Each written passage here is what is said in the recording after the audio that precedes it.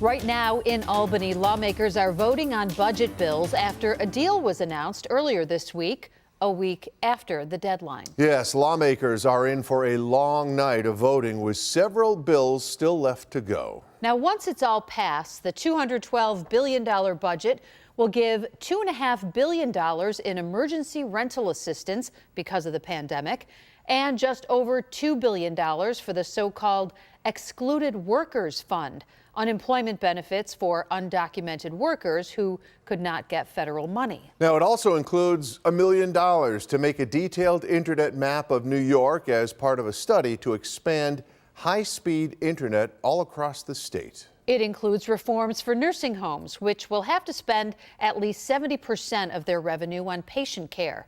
They'll also get $64 million for added staffing.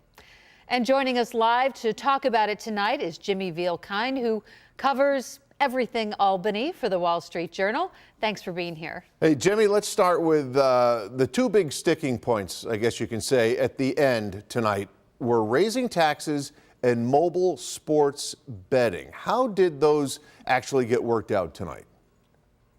Well, the tax deal actually came together over the weekend. As you said, it's a $212 billion state budget. That's up from $178 billion in the fiscal year that ended in March.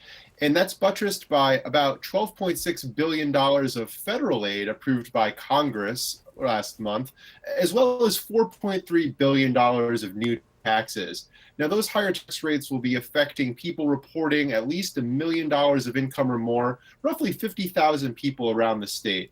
They'll also apply to corporations. This was the subject of a big back and forth between Governor Cuomo and the Democrats who dominate both the state assembly and the Senate. The governor has been reluctant to increase taxes during his 3 terms in office. And indeed, this is the first time that income tax rates have gone up under his watch.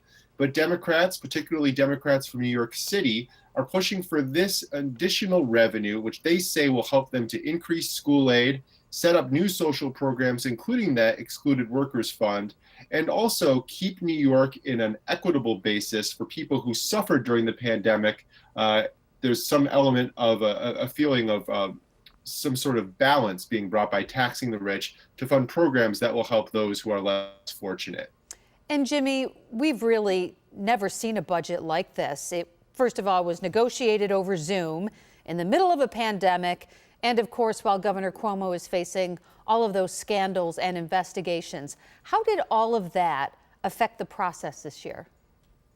Well, Mary Alice, certainly it did affect the process. Normally, these things are hashed out over face-to-face negotiations. And many lawmakers said that the governor, being sort of on his back foot, did play a role in the talks. He did seem to get his way with lawmakers in at least one area, which is mobile sports betting. There was a dispute between the governor and legislators over how to set up a mobile sports betting system. And it seems that the governor basically got his way. There will be at least 2 companies who will get selected by the state at some point this year to set up mobile sports betting that will be available to New Yorkers, hopefully by next year's Super Bowl. This is something that was basically going to cut out casinos and has led to concerns among the Oneida Indian Nation in central New York that people who are accustomed to betting at its facilities might be cut out because of the existing tribal arrangements with the state. Of course, the Seneca Nation has similar arrangements in western New York around Buffalo. They haven't been speaking about this deal, and we'll see what we hear from them in the coming hours and coming days. And finally, really quickly, since you've been covering the budget for years, any big surprise for you? Did it go more smoothly or, I don't know, less smoothly than you expected? Well, this budget is a little later than we've come to be expecting under Governor Cuomo. And state workers who are expecting paychecks on April 8th, Thursday, are probably going to see some delay in how their payroll is processed this week. That was something of a surprise to me. We tend to be used to having the governor have a very strong upper hand talks and legislature usually.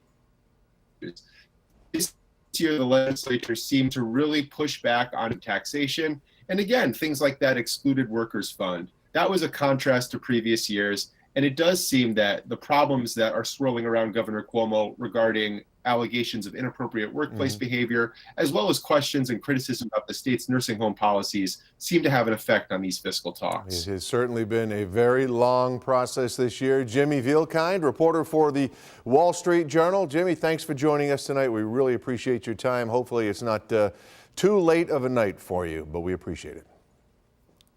Thanks.